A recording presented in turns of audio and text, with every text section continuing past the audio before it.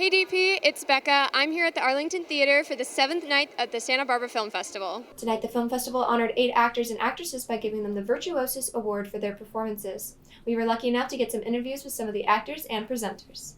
Good, how are you? I'm great. So, what advice would you give? We're from a high school media program. What advice would you give to someone who wants to go into your career path as a profession?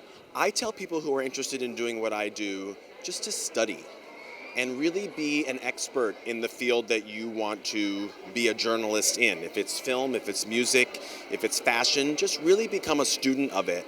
And then when you're actually in a moment like this where you're interviewing someone, be prepared and have all of your questions ready, but listen to what the person says to you. If you ask a question, don't immediately start thinking of the next question you're going to ask.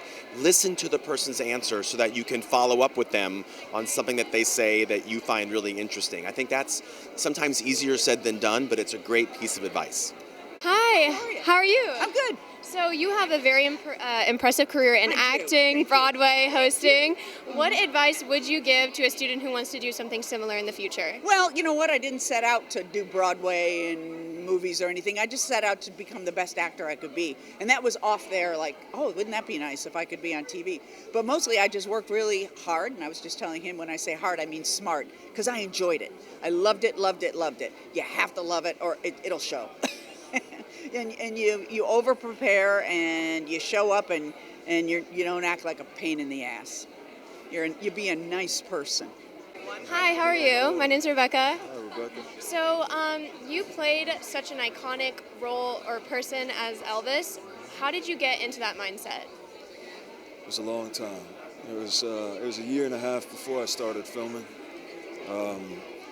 and there's so many aspects to it. It's hard to just name one. You know, there's certain things that are a mystery to me even, but for the most part, it was soaking in as much as I could, watching everything, reading every book that was written on his life, and then you sort of feel like a detective.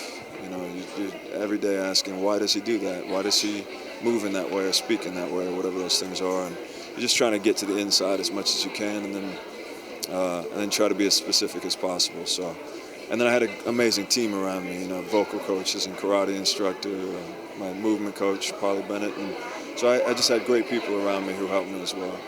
Well, thank you so much. This has been Rebecca Lennon for DP News.